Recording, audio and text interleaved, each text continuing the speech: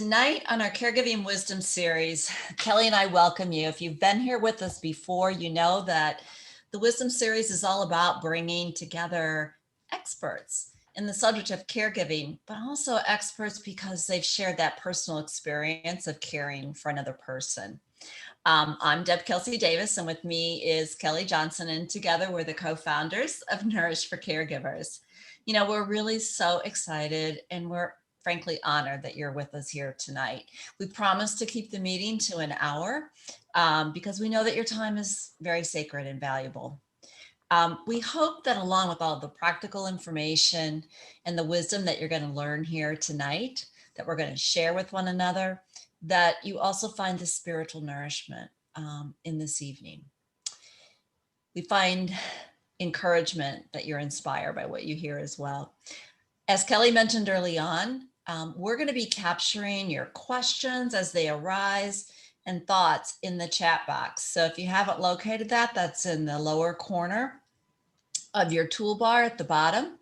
And we're going to use chat because those are the questions as you think of them, as they pop into your head as Aimee's speaking. Enter your questions there, and we're going to use that chat box to record your questions and have Aimee answer them. So before we begin, though, we'd like to begin with a prayer. And as we were getting ready and preparing for today and talking with Aimee, one of the things that we talked about was Saint Therese of Lisieux. And many of you are familiar with this beautiful saint who some know as the Little Flower or the Little Child of Jesus or the Little Way. Saint Therese kind of lived and taught a spirituality of attending to everyone and everything well and with great love. She's kind of known for that. And as we do the ordinary with extraordinary love, and that sounds a lot like our caregiving, doesn't it? That we're doing ordinary things, but with great love. And so even the routine and the ordinary can be sanctified as we attend to these things with the loving heart of Jesus.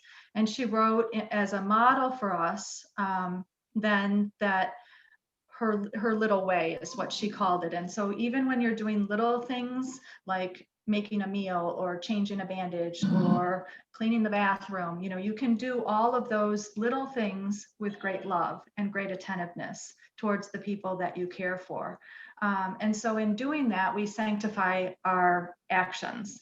So in the spirit of Saint Therese and recognizing that the presentation that Aimee is going to be giving, we begin with our prayer.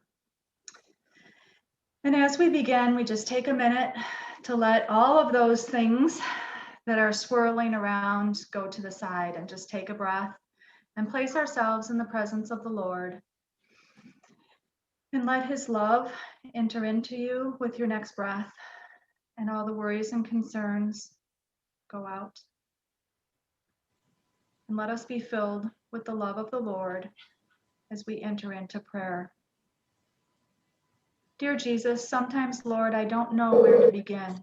Everything seems to demand my attention. I don't know which end is up. Unable to focus, I'm exhausted and overwhelmed.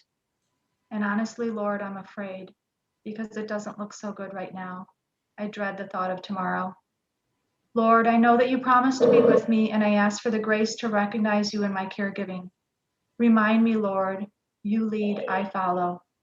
As I face each new day, help me to be mindful of your presence, the sacredness of this moment. I ask you to, Lord, when everything seems to spiral out of control and everything seems to be a swirling vortex of calamity and uncertainty, fill me with your love, your constancy, and your presence.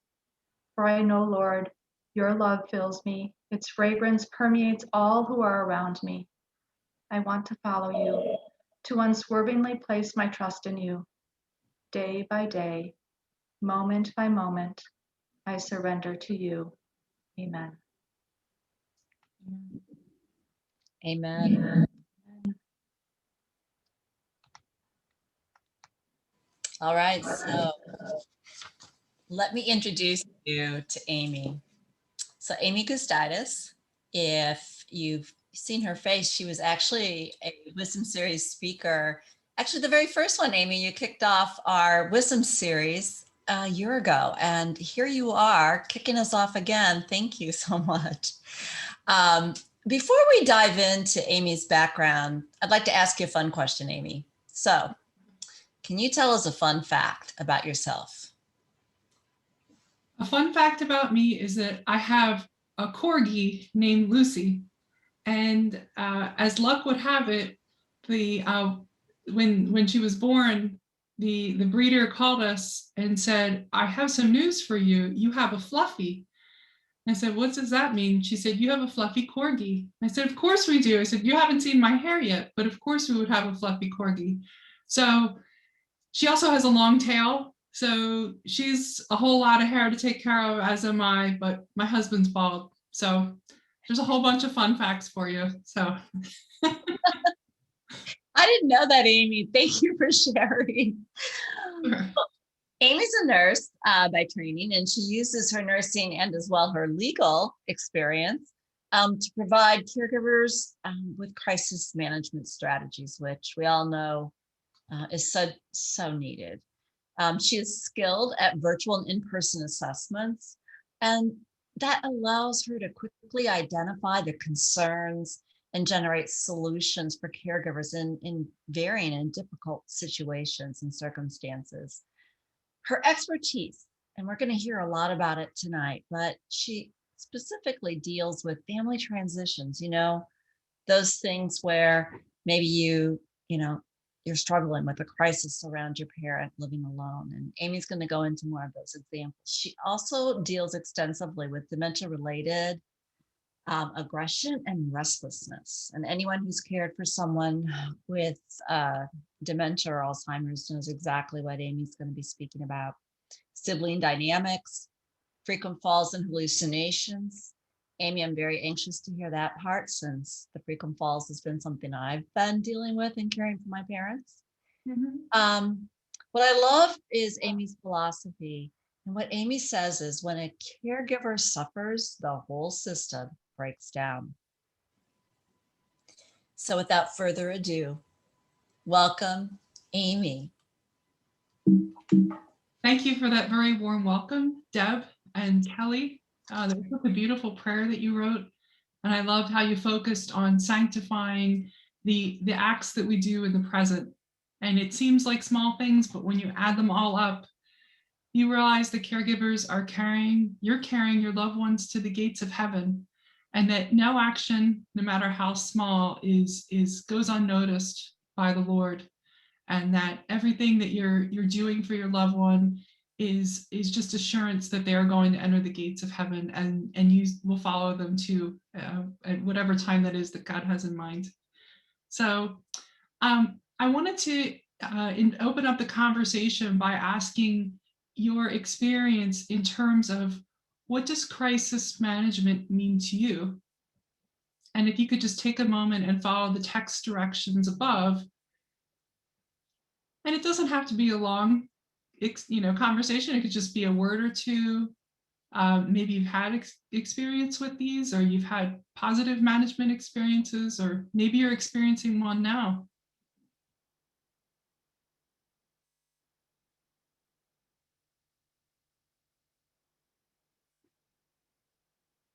Mm-hmm. Immediate needs. Absolutely.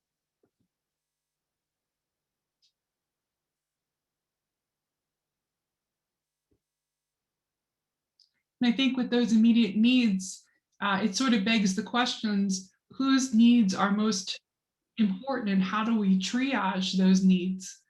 Because oftentimes when I meet people in crisis, the caregiver is actually the person that needs to have their needs met. The loved one might be having symptoms, but oftentimes it's the caregiver that really needs help. And we see some other responses in emergency situation, absolutely. Fall, absolutely can be a crisis. Managing the event to get to a new normal. I love it. Yes. Yes. I love the term. Well, it seems sort of, I guess, maybe overused, the new normal. But when you're dealing with someone whose health is declining, you constantly find yourself with new normals. So I'm glad you brought that up. and solutions to adjust and adapt. Absolutely. Absolutely. And again, it's sort of trite, but to take you from a place where you're just surviving to hopefully get you back to where you can actually be thriving and not just be living on the ledge all the time, which unfortunately many caregivers are familiar with. So I'm going to move on to the next. Do we miss anything? No, I think that's good. We're going to move on to the next slide here. Oh, dealing with doctors and health decisions. Yes. Yes, I get many calls from the ER or from families whose loved ones are in the hospital or maybe in ICU, or they're looking to be discharged and I'm not really sure what to do next. So yes, absolutely. Thank you for your responses. So click here. All right. As Deb and Kelly explained this evening, the topic is crisis management for caregivers. So I love this slide because sometimes when you think about crisis, we tend to freeze and we just feel like, okay, well, if I don't do anything, maybe it'll get better. So I like the motion of these arrows because it reminds us that even though it's important to stop and think about what we're doing, it is important to create some kind of motion, whether it's a motion where we're reaching out and asking for help, or we're talking with a friend, or we want to do something. We don't want to be stuck, because that really is the worst when we feel that way. That can lead to us feeling ashamed and hopeless, and that's certainly not in alignment at all with what our faith teaches.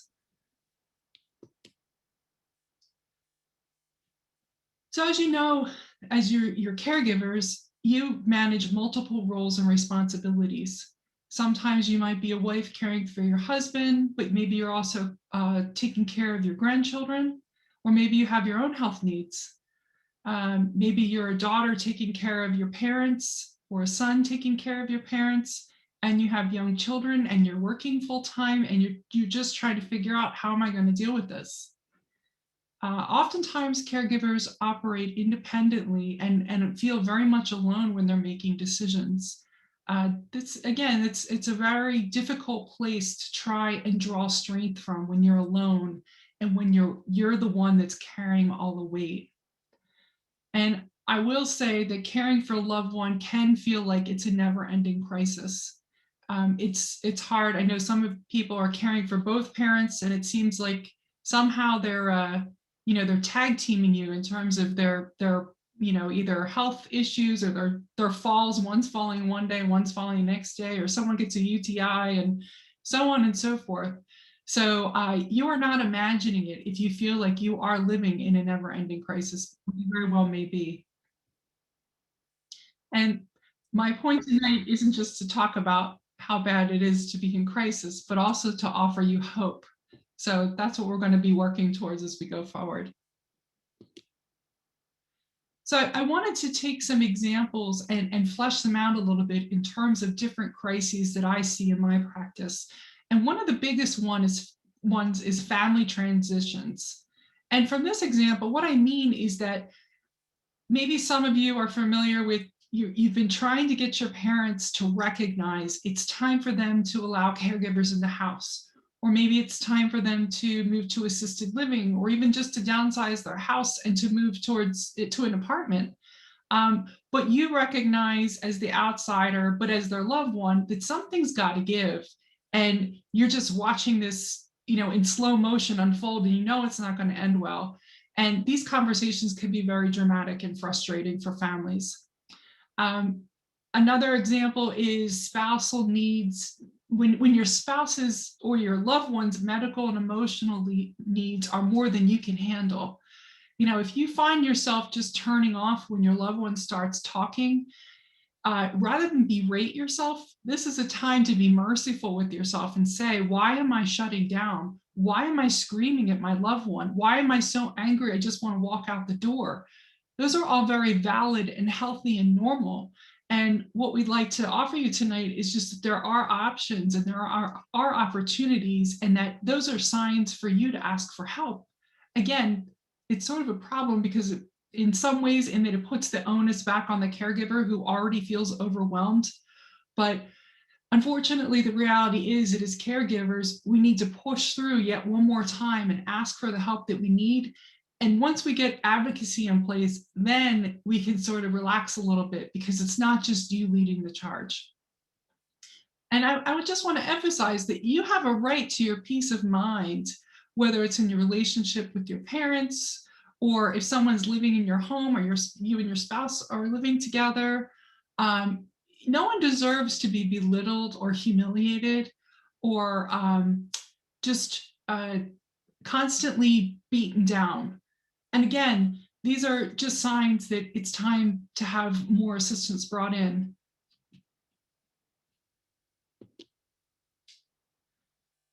So one of the questions we wanted to open up was, who can you rely upon in a crisis? And I'm looking at the chat as we're talking, and I saw that I think it was Kurt. He said, where does the help come from?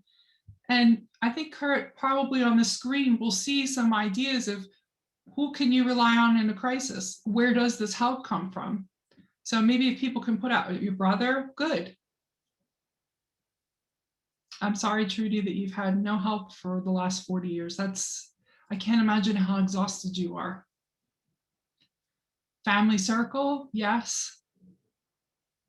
And it doesn't have to be a family member. Yeah, nurse, staff nurse, yes. Yep. Sister. Yep. Neighbors, absolutely. Son-in-law.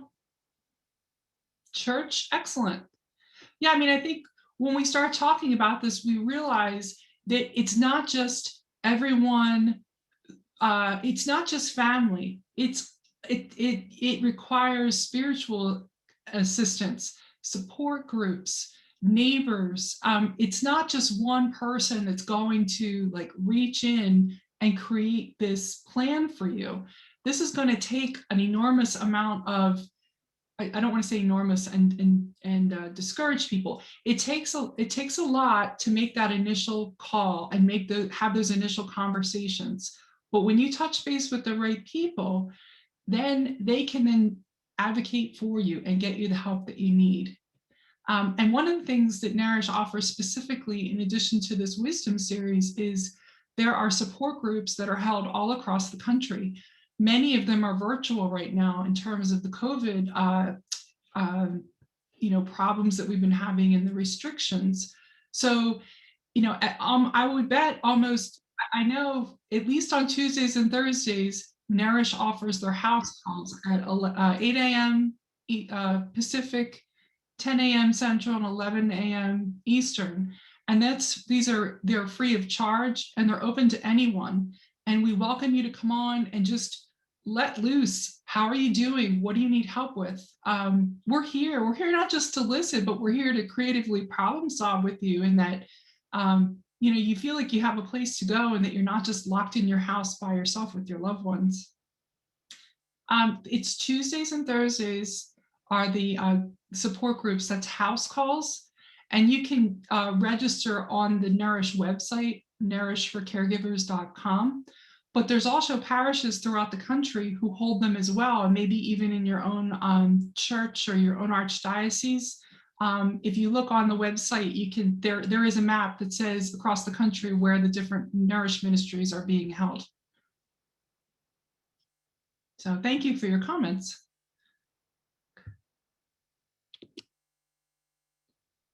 So another example I wanted to talk about is dementia-related restlessness and agitation. And the reason I bring this up is because this is one of the most common reasons that I am contacted. Because people at this point, when your loved one is becoming restless, they're eloping from your house, which basically just means that they left without supervision. And if your loved one is getting verbally or physically aggressive with you or towards other people, these kind of behaviors, that they do happen with dementia, but they are manageable. And sometimes it takes medication, and you need to work with your doctor. So what happens though sometimes is families may ask for help, and not every physician may be comfortable prescribing these very strong psychoactive medications. So again, it's important to do some research, maybe if you're not getting your needs met, and think, who else in this area, where else can I go and find out what is available to my loved one? Because I can assure you, you don't have to live with somebody who's verbally and physically aggressive all the time. That constant restlessness, they're getting up in the middle of the night, or they're constantly rummaging through things, or they're walking, those kind of things, they happen. But once they start to burn you out, that's when it's sort of crossed over into like, okay, well, happens every once in a while, and this is frustrating, to when it starts interfering with your sleep and interfering with your health and interfering with your peace of mind. That's when you get in a car accident, or that's when something happens to you as a caregiver because you're just maxed out all the time. And I can assure you that there are medications out there, and I'm not a physician, so I certainly wouldn't put myself out there as such, but I can tell you that there are medications out there that do work, and that if you find the right physician, and again, this isn't necessarily going to fall into your lap, but that information is out there. And, again, come to our support groups, just even to let loose and say, hey, listen, this is what's going on with my loved one. You might hear some, doubt you hear some wisdom from the other caregivers on the involved in the conversations, and they can help guide you as well. And I can't say enough about the fact that these medications sometimes can make the difference between keeping your loved one at home or moving them to a care community. I've worked with many families where when we get the medications right, the loved one can remain at home. Oftentimes it goes hand in hand with hospice. Usually when hospice comes in, they're very skilled at working with dementia patients, and especially when it comes to aggressive behaviors, or they call them negative behaviors. I guess in plain speak, they're actually symptoms. So people, when you think about them as symptoms, that makes us more inclined to think about them as something that we want to treat, those behaviors, that they're not just some quirky thing that my loved one does. It's your loved one saying, I need help. I can't calm myself down. And sometimes even just saying that to yourself, despite the verbal aggression or whatever you're facing, that can maybe give you a little bit of empathy for yourself and your loved one, that, wait a second here, we're both crying out for help and we need somebody to listen to us. So again, be proactive. I'm not saying don't take no for an answer, because maybe it's not the right idea, but you definitely want to be able to have an open and frank conversation with your physician, your loved one's physician, if this is going on.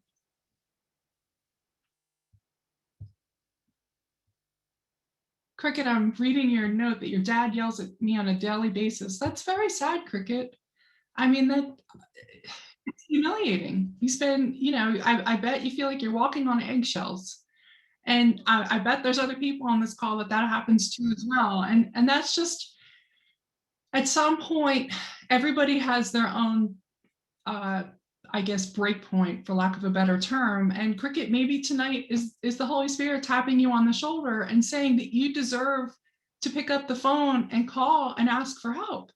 Maybe you can call your father's doctor and say, what can we do? I mean, this is really getting out of hand, and I can't live like this. Physicians are very comfortable getting those phone calls. You're not going to scare them or make them angry. As professionals, they get these kind of calls all the time.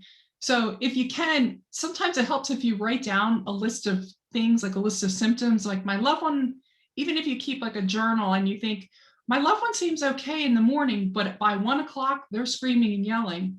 That could be a sign that they might need some medication in the afternoon, maybe like a Seroquel or Ativan. I'm seeing what you're saying, Cricket. Well, I guess because I don't know your situation specifically, we'd have to talk offline, but I can assure you that certain medications will help. I'm not sure what your father was taking, but maybe it might be time to visit with a new doctor as well, because sometimes a different approach can make all the difference.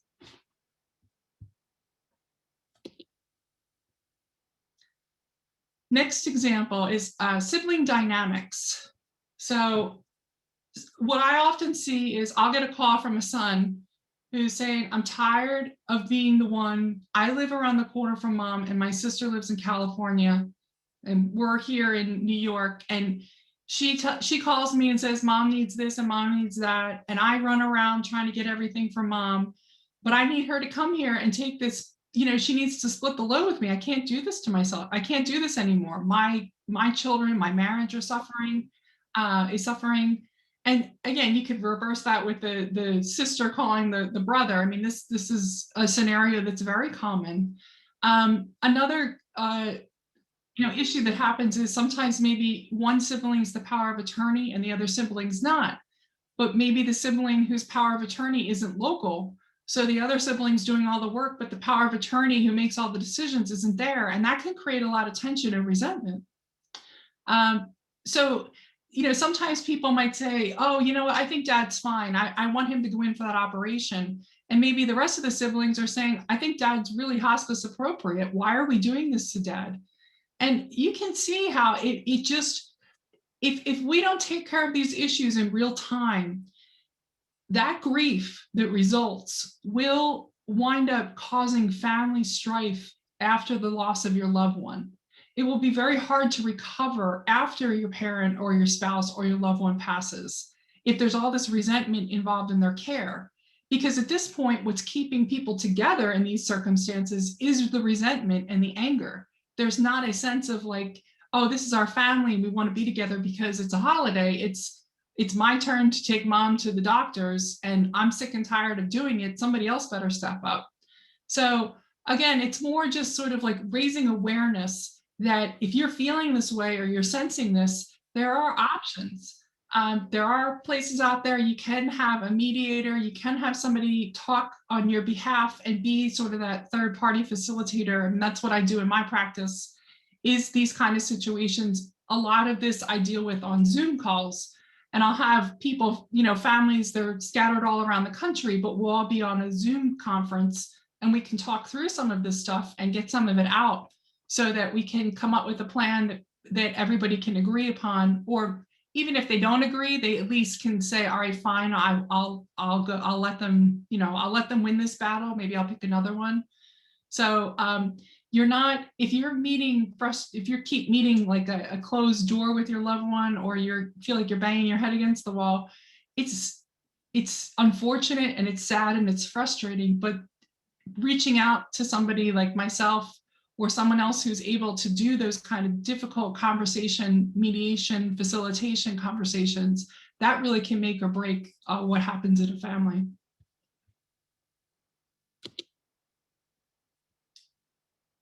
So our next slide is inviting you to comment in terms of if you or someone you know consider yourselves to be in crisis. And you don't have to get overly personal. It's just sort of a check-in to see how you're doing.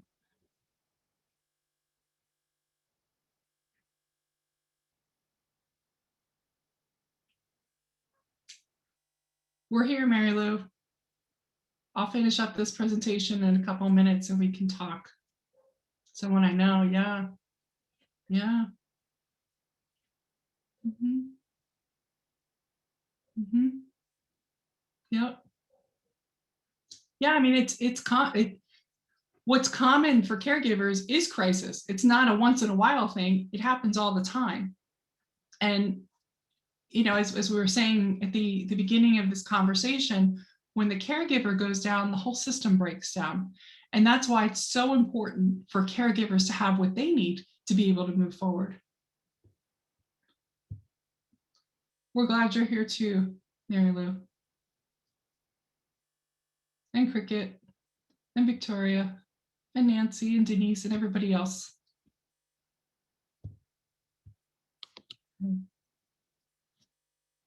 All right. And last but not least is the example is frequent falls and hallucinations. Is your loved one falling frequently out of bed at night? I find when I start to see that in a situation, I bring in hospice, because my mind goes to, if this person lays down at night and if they're somehow not getting enough oxygen, whether it's to their lungs or to their brain, their reflexes are going to wake them up. And if they wake up, they might be disoriented because they don't have enough oxygen. And these are very, very small amounts. I'm not talking like somebody's gonna, need oxygen necessarily. It's just that as we get older, our lungs become less, they're just not as strong as they used to be, not as efficient. So when you lay down, it's harder for your lungs to let go of the carbon dioxide and bring the oxygen in. It's harder for the air to get, harder for the blood to circulate up into your brain, especially if you have any kind of, arteriosclerosis or any other issues. So I do find that people who are falling frequently, absolutely, I would highly recommend getting a hospice consult. And even if they're not qualified, it's well worthwhile to have some oxygen brought in. And even as an intermediary step, if you buy a pulse ox, it looks like a little laundry clip, if you will, and it just gently squeezes down on a person's finger, and it can register your oxygen levels. And if you or I, if somebody healthy were to put it on, it should read 98 to 99% on room air, meaning without oxygen. If I were just to go, that means I'm breathing room air. If I put that pulse ox on, and you can get them at Walgreens or CVS or Rite Aid, and that pulse ox is only going to like 96, 95, 97. And during the day, your loved one's higher. Like, let's say during the day, your loved one's 97, 98, but at night they're down around 94. That oxygen could make all the difference in the world to keeping your loved one comfortable. And oxygen is a drug for, those who are interested. So oxygen isn't something that I could just say to you casually, why don't you go get some oxygen? It's something that you need to consult with your physician about. You would definitely need a doctor's order, and you need to work with a medical equipment company because it can be dangerous in terms of its flammability and all that. So, not oxygen doesn't fix everything. Oxygen's not always a good idea, especially for people with COPD. Sometimes it is, but usually if they are on it, it's very low dose, a very low amount, like 2 liters or something. So just keeping that in mind, in terms of the frequent falling people who are with dementia at night, absolutely, I see that that's oxygen related. And sometimes too, especially if people are on hospice. And again, when I say hospice, I don't mean like dying tomorrow. I mean, they just happen to be on hospice and maybe they're sitting up. I would definitely consider talking to your nurse who comes, your case manager, about starting morphine at night. And everybody freaks out about morphine because they think, oh my gosh, here we go. We're going to try and kill our loved one, or it's addictive or whatnot. I can't tell you how helpful liquid morphine can be. And you give, usually it's a very small dose, maybe like 0.5 milliliter max. And you just put it underneath somebody's tongue. You can even do it while they're sleeping. You don't have to wake them up or just put it in their cheek. And that, in combination with the oxygen, sometimes can make all the difference. And that goes for confusion, hallucinations, frequent falls.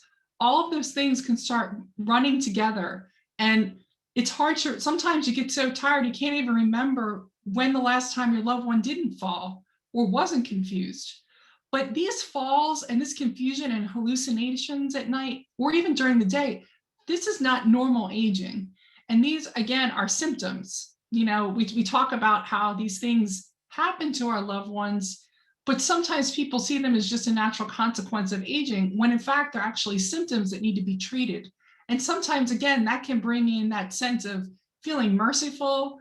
And going back to what Kelly was saying in the prayer with Saint Therese, like, what are the little things I can do for my loved one in these examples? I could get a pulse ox. That's a little thing I could do. And I could keep a little notebook close to their bed at night. And you can put the pulse ox on their finger while they're sleeping. I mean, it's not invasive. And I would keep a little notebook and I would chart the pulse ox during the day a couple times. And then I chart it at night a couple times. And after a few days, if you're seeing a drop at night, I would absolutely let your doctor know. And definitely, don't be afraid to say, I think my loved one needs oxygen. Like, don't be afraid to call it what it is. Say, I think my loved one might not be getting enough. It's okay. Like, doctors can handle it. They want to hear what you have to say. And if the doctor doesn't want to hear what you have to say, then maybe it's time to find a new doctor, which I know puts pressure back on the caregiver. But in the end, it could make or break your experience with your loved one. So with that, I'll just draw the presentation to a close. I'm available at goodcaregiver.net, or you can reach me on my email at aimee@goodcaregiver.net, or you're welcome to call me on my phone or text me. I hear from people all over the country, and if I can't help you, I certainly will guide you towards somebody who can. But there's other people like me. Generally, they might be called geriatric care managers or patient advocates. It depends what region you're from. But, again, like anything else, not all caregivers have end-of-life geriatric experiences. Their area of expertise might be more social work related, or maybe their nursing career took them into critical care, but not into hospice. So you really need to be talking with somebody who's familiar with the last few years of your loved one's life.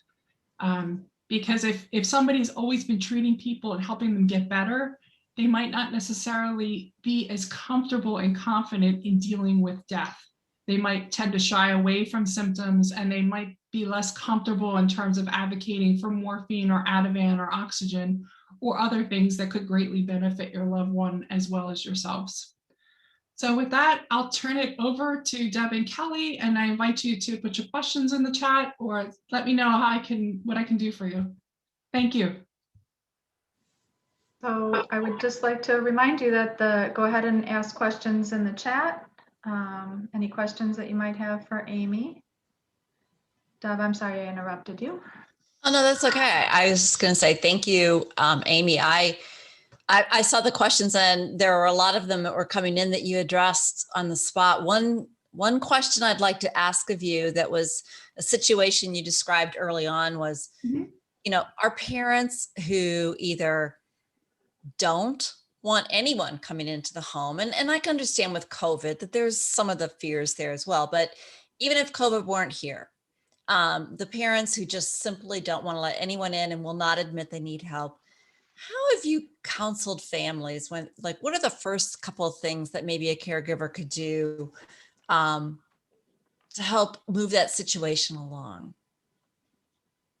I think probably the most important question to ask yourself as a caregiver is, am I caregiving or am I enabling?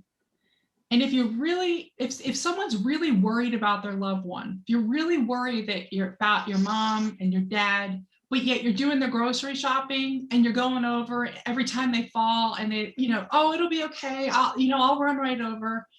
There's no way, there is absolutely no impetus for anybody to change. And that is probably the hardest part, I think, in terms of trying to change that dynamic. Because who wants to be the son or the daughter who doesn't go see their parents when they fall? But sometimes it's actually a blessing if you say, you know what, Mom, this time you're going to have to call 911. Because when they go to the hospital's going to say, you're not leaving here unless you get help, or you're going to assisted living. And sometimes it takes that level of intervention. I know I sort of jumped there, not doing the grocery shopping to go into the ER. I'm not advocating that we don't, we ignore our loved ones. But you know what? And I say this and people laugh, but caregiving is war. You are at war. And you know what? The regular rules don't always apply. At some point, you become the parent and your parents become the children in these situations because they act like children. It's not because you want them and you're trying to control them. It's if they are at risk, then they need care. If they only want you to give the care, then you need to stop giving the care and give them a life alert and say, good luck. And sometimes you turn to walk out the door and everyone's like, wait. Okay, fine. Great, you had a breakthrough. And again, this is not where I start, sometimes, but I usually wind up at this place because people are frustrated when they talk to me. They've been doing this. Sometimes for 15 years, they've been arguing about this. By the time they come to me, they're like, I'm done. I'm just whatever. If you're really worried about your parents and they're not listening, it's not ideal, but sometimes people do have to call adult protective services. And there are situations where perhaps there's two, a mother and father living together, and the father's dementia is horrific and the mother just won't acknowledge it. And dad's out wandering, and by God's grace, he hasn't gotten hit by a car yet, but it's only by God's grace. I'm not saying it's fair. I'm not saying it's pretty, but that's sometimes the point people get to. And my point in sharing that is not to, again, try and, create hopelessness, but to let people know that you are not alone. This is the reality of what people are dealing with, especially with COVID. And people, well, I can only have my daughter come in and give me, breakfast because I don't want any COVID people coming in. Well, that's great, but your daughter has 3 kids who she's homeschooling because now they're home from COVID. And, the dog won't stop barking, and, the heater broke, and mom doesn't like scrambled eggs. She wanted fried eggs. That's it. Out. That's the kind of stuff you just like, no more. And I'm not saying that's easy. That's a very flat answer, if you will. It's a very pen and paper answer. But what I like to do is to create some sort of like an environment where people are talking but they're trusting. They understand that I'm there to help them have this conversation. And if I sense that people are pointing fingers, or that there's some sort of, there's other childhood issues, maybe somebody's angry about something that happened 40 years ago and it's just playing out right now, sometimes that can really help, because if a third party's there and I say something like, you know what, that sounds like something that happened in high school, and everyone's still angry about it. I'm not saying you don't have a right to be angry, but can we put that in a different bucket than mom and dad need help now? And sometimes that's all it takes, because it's like somebody gave them permission, somebody else acknowledged their pain. They acknowledged that maybe mom or dad didn't do such a great job with them, or maybe, somebody's brother just, has been addicted to drugs and disappeared. But now that mom and dad are getting older, he mysteriously, appears, and now he's living, and managing their bank account, and everyone's freaking out. It's okay to, when you talk about it, sometimes in the presence of another, like I guess an unbiased person, it's like turning the lights on when you think the boogeyman's in the closet, It's like you just turn it on. It's like, oh, there's nothing there. Like, okay. And I'm not saying it's always that easy, but that's generally the gamut that goes on. Some people are all fired up. Some people are just all locked up. They don't want to talk, and everything in between. But if you have to call adult protective services, you need to let your father go to the ER and a couple of times because he's not getting it. He'll get it. He will get it. Not easy stuff. Does that answer your question? Yes. Okay. Well, and one of the things that I thought was interesting that you said in there too, that made me think about making some plans and putting some things in place so that it doesn't have to become a crisis, so that it doesn't get to be the point where the boiler's breaking and the scrambled eggs are supposed to be fried eggs, that there's some things that you've brought up today that can help put things in place and conversations in place so that it doesn't escalate to that point. And I think that was, one of the strong things that I heard you saying in there, is that it doesn't have to get to that point, because when it's at that point, then that's all you're doing. You're pulling out the fire extinguisher and you're putting it on that, and everything else then kind of gets wet in the process, as opposed to if you start to address this piece, and this piece, when you can do that in a calm manner. So I thought that was helpful, and which also then goes back to when you were talking about that these are some symptoms, and you can start to look at them and talk to your doctor about a symptom, and the way you suggested, maybe keeping a journal so that you can have a discussion about that, and some things you can kind of tick off in a conversation, whether it's a doctor or whether it's another avenue. Yes. Exactly. So Aimee, there's a couple questions that came in while you were talking. The first one that came in was from Carlos. What books do you recommend? Are there any podcasts that someone can listen to and gain more knowledge? Well, I know one of our Nourish facilitators, her name is Raina. She's on Tuesdays. She just put out a new book. What is it called? No regrets. No Regrets. That's right. And I think she does a great job. Yep, there you go.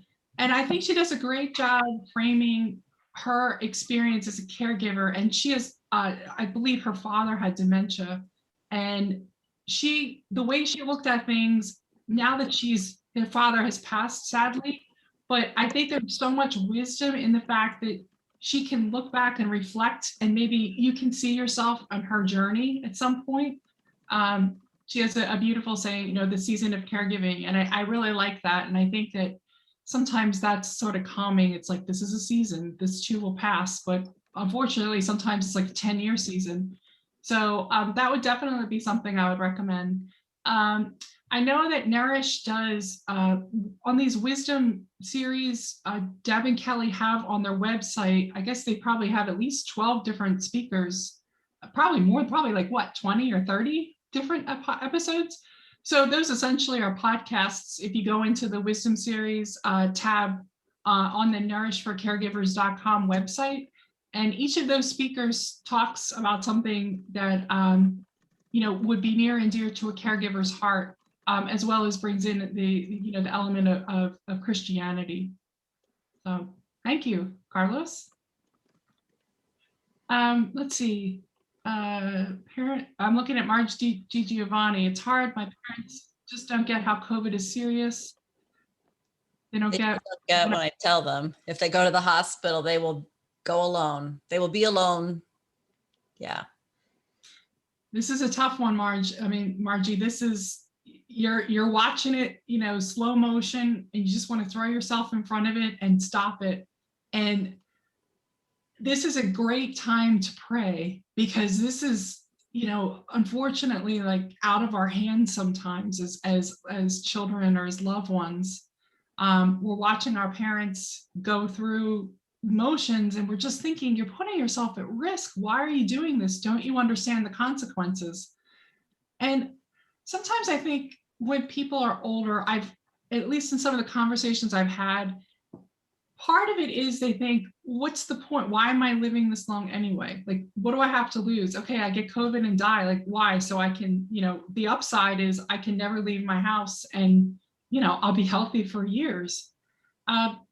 Sometimes it might be like a gentle way to bring it up from another angle with your parents. Like, are you glad you're still here? Like, is this what you envisioned for yourself at the end of your life? Or, again, it's not an easy conversation, but it might give you some insight in terms of their state of mind.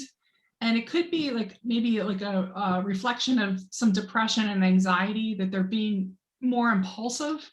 That's something that can happen in older people, especially with regards to anxiety. It can lead them to be doing things that you think, what in the world are you thinking? They wouldn't have done it 20 years ago, but now they are.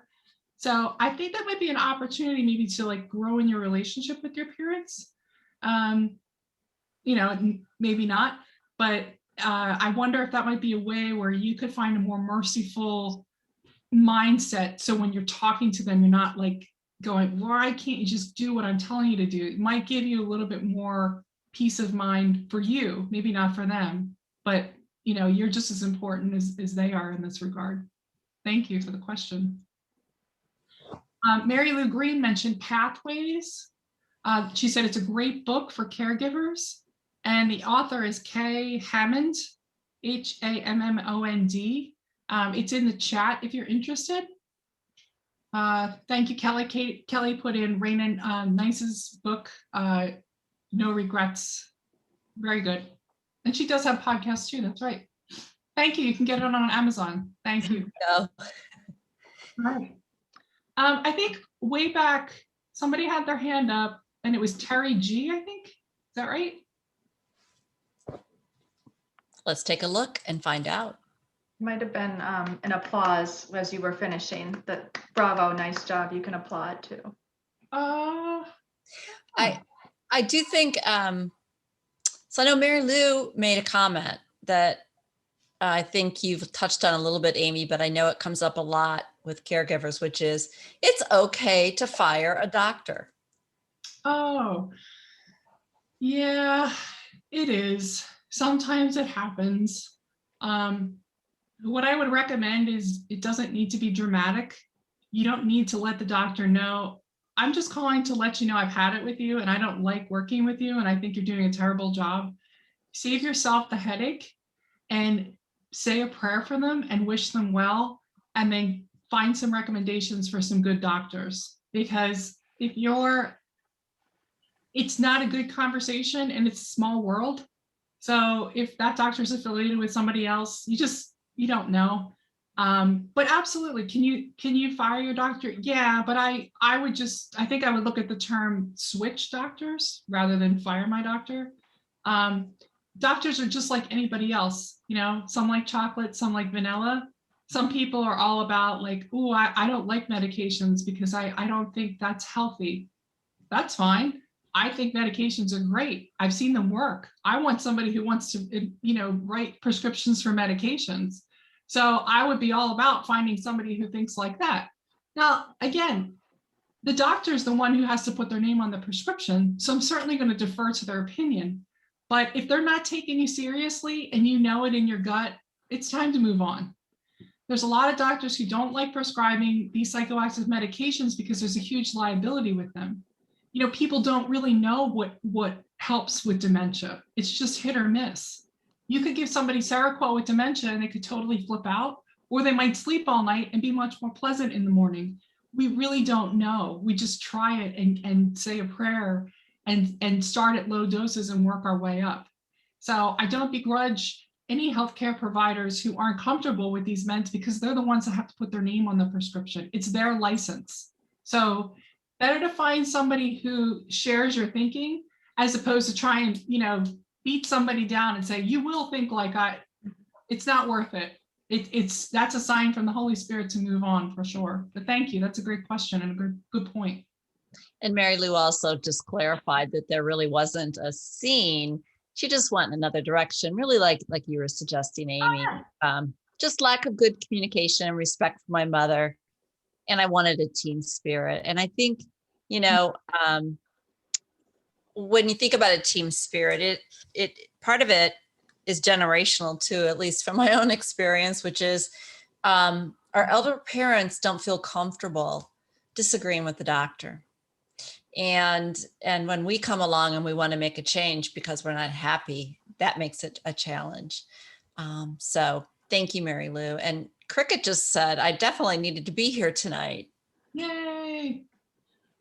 Yes, Maureen, absolutely. Doctors are practicing medicine, a lot of trial and try again. And Sybil, I like what you said too, that practicing is exactly that. It means in the process, if you will, and that there is so much more we don't know about these diseases and this end of life experience, because this is the first generation that's living into their 80s and 90s. Nobody has lots of experience, including the doctors.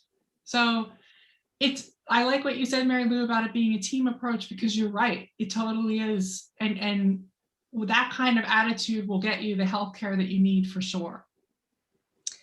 Well, I see that we're actually drawing near the end and we're going to close, but Aimee, are you willing to stay on if there's a few more questions after we run through our closure? Of course, absolutely. Be happy to. All right, sounds good. And lots of really good questions. So I am going to bring back up.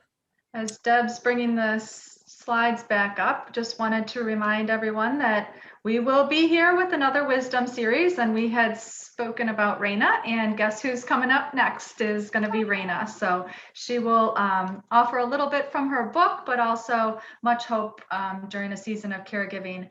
And then interestingly too, we've been talking about dementia, and our next speaker, which will be later then, in the beginning of March, we will have Susan Frick, who is speaking on dementia as well and living with dementia. So two good lineups coming up And then, as we talked about, there are plenty of resources on Nourish for Caregivers website, including our previous wisdom series. So we would make sure that, as Aimee mentioned, that the previous episodes of wisdom series, which do kind of listen like little podcasts, are available there too. And then cozy up with a good book. Another book, if you're looking for one, is The Caregiver Companion. That's right. Thank you. So thank you all so much for being here tonight. And certainly if there's additional questions or comments, we'll go back to our chat and take a quick look at those.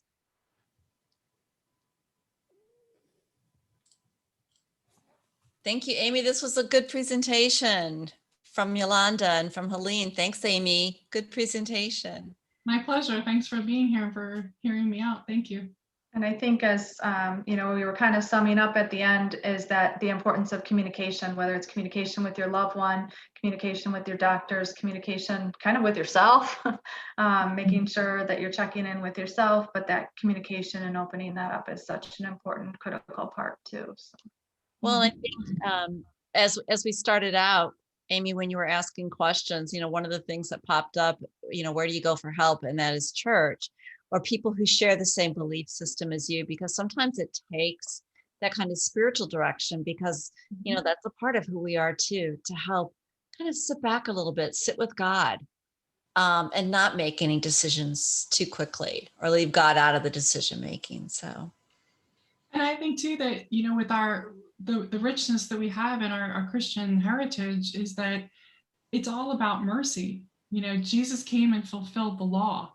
Jesus isn't about saying, how come you're not doing a better job caring for your mom? That's not Jesus. That's not his voice. That's the devil. I guarantee you, if you're logging into this call, you're a fabulous caregiver. And if anybody's telling you differently, tell them to trade places with you for 15 minutes. I guarantee you they'll step away. So if you feel that voice of doubt, going to church and asking God for consolation, or asking for praying for discernment to make good choices, that's really, we're so fortunate that we have our faith to fall back on in that regard. And God sure will answer you. He absolutely will. Of course, like always, we might not like the answer, but he definitely will guide you, and he'll have the right person call you, or maybe show you the right, you'll get something in the mail that'll point you in the right direction, and he'll tap you on the shoulder and he'll help you get to the right spot. Yep. Amen to that. Mm-hmm. Thank you, Cricket. Amen. Yeah, absolutely. And I was going to say, I have people call me all the time from all around the country. Like, if you just want to chat, or you need, I'm happy to refer you to people, or, you want to send me an email. It's really complicated now, and you need to it's not going to be one person that you find that's going to do everything for you. Just like you're not going to be the one person providing all the care. Right. And if you meet the right people along the way, and then they connect you to the next group of people, that's really how it works. And it goes back to Kelly's, the prayer with the little way with Saint Therese. It's just that one phone call, or maybe that text, and then that will light the way to what happens next. And we'll be sure. I saw questions earlier about the prayer. That prayer will be part of the entire video that we're going to be placing up on the website. So you'll have access to that, and make sure to go as you're looking through that video again. Aimee put her contact information out there. We'll be sure to share that again, so that she's also available to be there for you, to be that consultant for you. So we really, truly appreciate everyone being here tonight, and so many pieces of relevant information and questions that got answered. And, Aimee, is like you're speaking to everyone who God brought here tonight because they had these issues. So thank you. My pleasure. My pleasure. And, it's all about hope and recognizing you're not alone, and that if any of this resonates with you at all, that's a blessing. That's the Holy Spirit talking to you and telling you it's going to be all right, and that to take comfort and have confidence in that next step that you need to take. All right. And so with that, I believe we'll go ahead and close. Thank you, everyone. God bless you, and have a wonderful rest of your evening. And thank you, Aimee. God bless. Have a good night. Bye-bye. Bye-bye. Thank you.